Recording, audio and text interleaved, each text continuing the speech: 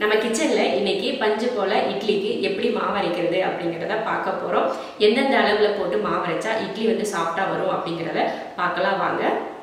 இதுல ஒரு படி இட்லி அரிசி, அப்புறம் இதுல ஒரு படி ரேஷன் அரிசி, ஒரு படி இட்லி அரிசி, ஒரு படி ரேஷன் அரிசி சேர்த்துருக்கேன். நீங்க வெறும் ரேஷன் அரிசி இல்லைன்னா வெறும் இட்லி அரிசி மட்டுமே கூட நீங்க சேர்த்துக்கலாம். ஒரு படி உளுந்து, வெள்ளை உளுந்து ஒரு படி சேர்க்குறேன். 2 படி அரிசிக்கு ஒரு படி உளுந்து சேர்த்துருக்கேன். அவல் எடுத்திருக்கேன். அவல் வந்து உங்களுக்கு லேஸ் அவல் எடுத்துக்கோங்க, இல்லைன்னா கெட்டி அவல் எடுத்துக்கோங்க. ஏதோ ஒரு அவல் நீங்கள் எடுத்துக்கோங்க. இந்த மாதிரி 1/4 கப் எடுத்திருக்கேன். 1/2 ஸ்பூன் அளவுக்கு வெந்தயம். இதில் 2 படி அரிசி போட்டு ஒரு படி உளுந்து 1/4 படி அவல் சேர்த்துருக்கேன். அரிசி வந்து ரேஷன் அரிசி இல்லைன்னா இட்லி அரிசி, உங்களுக்கு எந்த அரிசி விருப்பமோ அந்த அரிசி சேர்த்துக்கலாம். இதில் நான் வந்து பச்சரிசி சேர்த்துக்கல, வெறும் புழுங்கல் அரிசி மட்டும்தான் சேர்த்துருக்கேன். இப்போ இதை கழுவிடலாம். அரிசி உளுந்தெல்லாம் கழுவியாச்சு. இப்போ இதில் தண்ணி சேர்த்துடலாம். 5 மணி நேரத்துக்கு ஊறட்டும், அதுக்கப்புறம் எடுத்து அரைச்சிக்கலாம். அரிசி ஊற வச்சு 5 மணி நேரம் ஆச்சு. இப்போ இதை ஆட்டிக்கலாம். இதுக்கு மேலே நம்ம கழுவலாம் தேவையில்லை, முதல்லையே கழுவி தான் ஊற வச்சுருக்கோம். இப்போ கழுவ தேவையில்லை, இப்படி எடுத்து அரைச்சிக்கலாம். அரிசி போட்டதுமே அதிக தண்ணி இதில் ஊற்றிட வேணாம், கொஞ்சம் கொஞ்சமாக தண்ணி ஊற்றி அரைங்க. ஏன்னா ஒரு சில அரிசி வந்து தண்ணி நிறைய இழுத்து அரைக்கும், ஒரு சில அரிசி வந்து தண்ணியே இழுக்காது, அந்த நம்ம போட்ட தண்ணியிலேயே அரைச்சிரும். அதனால் அதிகமாக தண்ணி ஊற்றிடாமல் கொஞ்சம் கொஞ்சமாக தண்ணி ஊற்றி அரைங்க. அப்பப்போ வந்து அடியில் இருக்கிறதெல்லாம் எடுத்து விடுங்க. அப்போ தான் அதில் 1-2 உளுந்து அரிசி இதெல்லாம் கீழே அந்த ஓரமாக ஒட்டிகிட்ருக்கும், அதெல்லாம் எடுத்து விட்டுட்டு அரைங்க. மாவு பாருங்கள், கிட்டத்தட்ட அரைச்சி முடிச்சாச்சு. இந்த மாதிரி தான் அரைக்கணும். ரொம்ப வலுவலுப்பாலாம் மாவு அரைக்கக்கூடாது. ஓரளவுக்கு குருணையாக இப்படி தொட்டு பார்த்தோம்னா சொரசொரப்பாக தெரியணும், அந்த அளவுக்கு அரைக்கணும். அதுக்காக ரொம்ப சொரசொரப்பாலாம் இருக்கக்கூடாது. நமக்கே ஒரு தெரியும், இந்த மாதிரி அரைச்சி முடிச்சிட்டோம், லேசாக சொரசொரப்பாக இருக்குது அப்படின்னு தெரியும் இல்லையா, அந்த அளவுக்கு நீங்கள் அரைச்சி எடுத்துக்கோங்க. அவ்வளோதான். இப்போது நமக்கு இட்லி மாவு அரைச்சிட்டோம். இப்போ எடுத்து பாத்திரத்தில் மாற்றிடலாம்.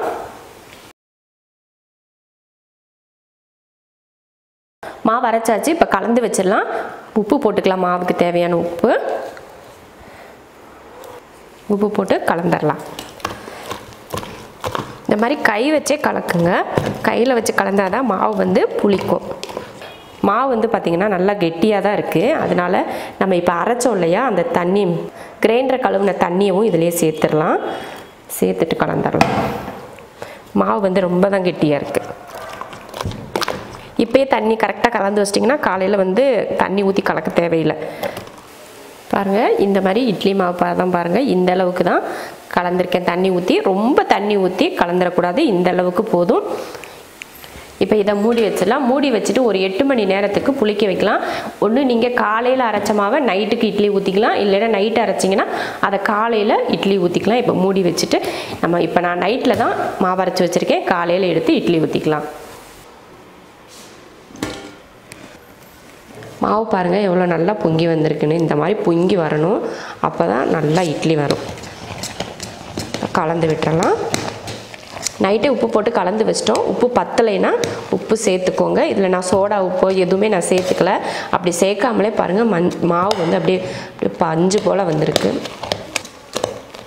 தண்ணியெல்லாம் நைட்டே கரெக்டான அளவுக்கு தான் கலந்து வச்சுருக்கேன். ரொம்ப கெட்டியாக இருந்துச்சுன்னா நீங்கள் கொஞ்சம் தண்ணி சேர்த்துக்கலாம். இட்லி துணியில் தண்ணி நினச்சிக்கோங்க, இல்லைன்னா நீங்கள் தட்டில் எண்ணெயை தடவி கூட இட்லி ஊற்றிக்கலாம்.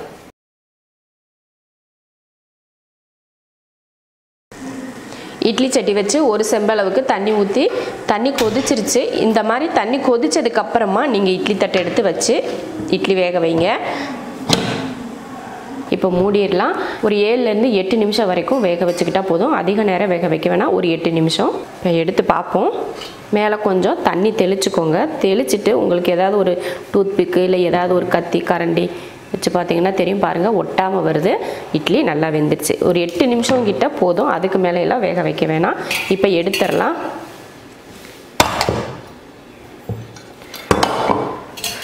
லைட்டாக இதில் தண்ணி தெளிச்சிருங்க, அப்போ தான் அந்த துணியில் ஒட்டாமல் வரும். அதுக்காக தான் தண்ணி தெளிக்கிறது.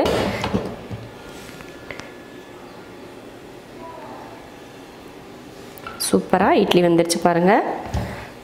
எவ்வளோ தொட்டாலே பாருங்கள் அவ்வளோ சாஃப்டாக இருக்குது இட்லி.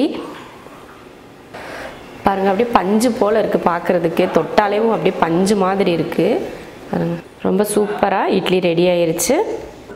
நீங்களும் இது போல் மாவரைச்சு இட்லி செஞ்சு பாருங்கள், ரொம்ப நல்லாயிருக்கும். இது இட்லிக்கு மட்டும் இல்லை, தோசை கூட ரொம்ப அருமையாக வரும்.